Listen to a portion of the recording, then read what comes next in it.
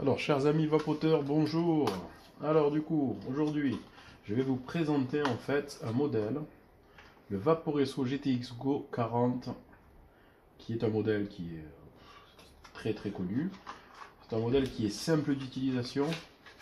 Là, je vous montre en fait le contenu de votre pack. Vous avez la cigarette électronique ici. Vous avez un chargeur, le chargeur USB-C. Et ici, vous avez une résistance avec une valeur.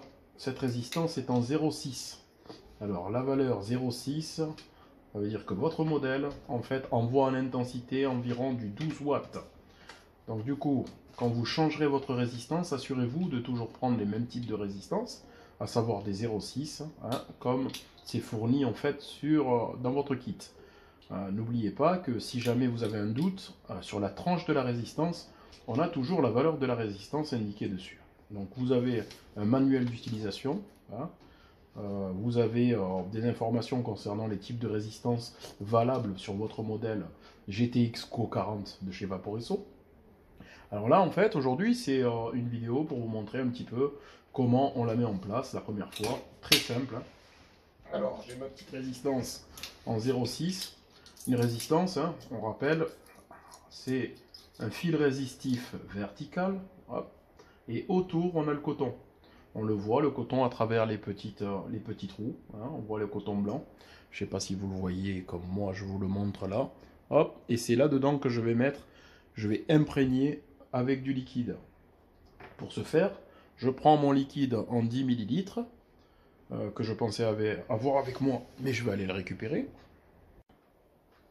Alors, pour le remplissage du liquide, je me munis de ma fiole 10 ml de liquide, je récupère ma résistance, et ça, c'est une étape importante pour toutes les cigarettes électroniques quand elles sont neuves. Il s'agit de d'imprégner ma résistance, d'imprégner le coton qui se trouve à l'intérieur de la résistance. Pour ce faire, c'est très simple. Je prends ma fiole, je mets au-dessus du liquide, je mets l'équivalent de 4 à 5 gouttes au milieu, et une goutte sur chaque petit trou où je vois le coton. Ça vous permet de ne pas cramer dès le premier usage votre résistance. Très important de le faire. Une fois que vous avez bien amorcé votre résistance, vous pouvez la mettre dans votre cigarette électronique.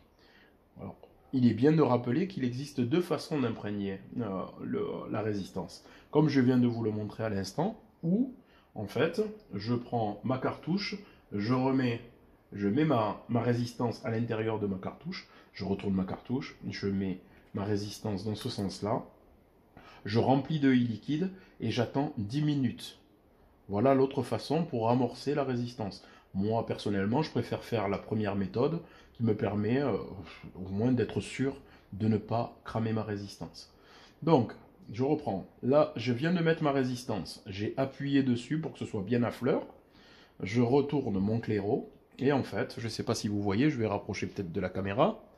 On a des espèces de crans, comme sur une bouteille, au-dessus de la partie top cap, la partie en haut. Il me suffit de maintenir ma partie vitrée et de dévisser. Hop, je sens un espèce de petit cran qui me permet d'ouvrir mon réservoir. Et là, au-dessus, je vois, il y a le trou central et un petit trou rouge. Alors, le trou rouge, en fait, c'est par là que l'on remplit le liquide. Je mets mon liquide dans la membrane rouge. En fait, c'est un petit trou, c'est troué, et je peux y mettre, hop, ma pipette à l'intérieur, vous voyez. Hop, je viens de mettre ma pipette dedans, et j'ai juste à appuyer pour remplir de liquide. Voilà. Et donc, du coup, une fois que c'est bien rempli, c'est transparent, ça permet de voir à quel niveau de liquide je suis. Et après, tout simplement, je remets mon top cap dessus, et je ferme en essayant d'entendre le petit cran. Une fois que c'est fermé, je peux venir mettre ma cartouche directement, hop, sur ma batterie. C'est aimanté. Vous avez vu le petit voyant vert qui s'est allumé? C'est pour vous donner l'indice de charge. En fait, vous avez plusieurs façons de détecter en fait le niveau d'autonomie de votre appareil. C'est notamment, vous allez avoir un petit LED vert qui va s'allumer tout autour du bouton. Quand c'est en vert, la charge est comprise entre 100 et 70%. Entre 69 et 30, ça se passe en bleu. Et en rouge, entre 29 et 0. Donc du coup, vous aurez la possibilité d'anticiper si jamais vous avez besoin de recharger avec le chargeur qui vous est fourni ici en USB-C, comme on l'a vu tout à l'heure. Pour le recharger, très simple, hein. Là derrière, j'ai une fiche femelle en USB-C. Je récupère, je le charge sur mon ordinateur ou sur une prise murale, hop, et c'est prêt à l'emploi. Autre chose, le fait d'avoir la cartouche qui est aimantée sur mon système, sur ma batterie, j'ai la possibilité, quand je vape, de modifier la prise d'air. Cela, en fait, je vais juste pivoter toute la cartouche en haut, ce qui va faire en sorte, je ne sais pas si vous le voyez bien, hop, quand je le bouge, on voit que les buses se ferment, et en même temps elles sont ouvertes. Quand c'est très ouvert, on parle de tirage aérien. Plus je ferme, et on parle de tirage serré. Voilà. C'est deux types de tirage qu'on oppose. Pour les personnes qui veulent faire du direct poumon, on parle de tirage aérien.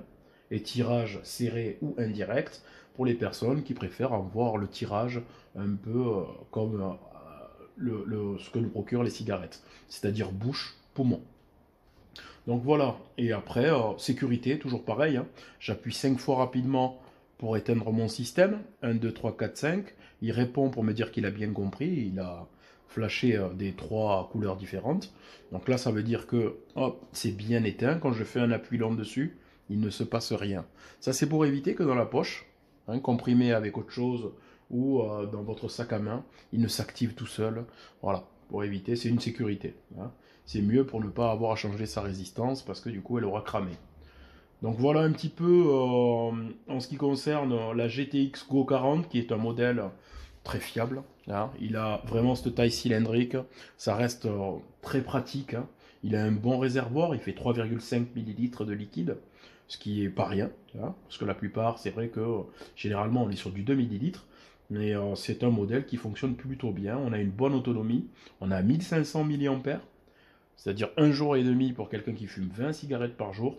C'est un modèle que je recommande, qui se vend très bien en boutique, et voilà. Si c'est un modèle qui vous plaît, n'hésitez pas, hein. C'est pour quelqu'un qui fume entre 2 et 15 cigarettes, c'est un modèle tout à fait adapté, hein. Donc voilà. Voilà mes vapoteurs.